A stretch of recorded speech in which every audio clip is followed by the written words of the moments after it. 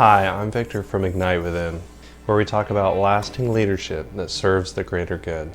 Today we're going to talk about the topic of generosity and why it's important in leadership. If you've ever been around a selfish leader before, you know how they make you feel. They make you feel small.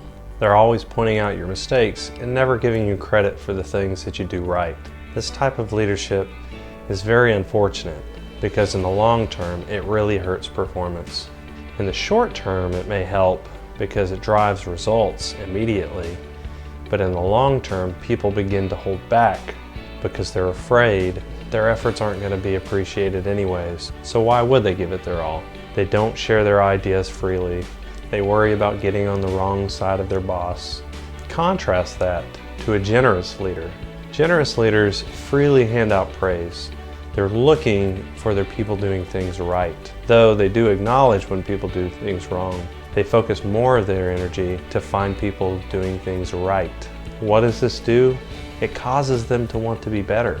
Have you ever had that boss that gave you specific praise about something that you did right, and then it caused you to want to work even harder and to contribute more to the team? This is what generous leaders inspire in people. And the generous acts of leaders don't have to be big and grandiose. They can be small. The small things are often the most meaningful things. I'd like to tell you about an experience that I had with a leader. One day I put in for a half-day PTO. When I got the request back through email, it got denied. At first I was a little put off by that, and I asked my leader why he had declined my request for a half-day PTO. After all, it was for a good reason. My daughter was sick.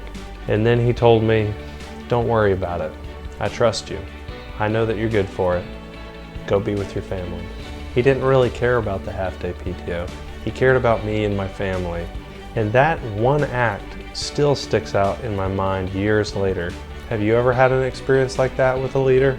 Whenever you do, it causes you to want to give your blood, sweat, and tears to that individual, to that team, to that purpose, to that cause, whatever you're driving towards together.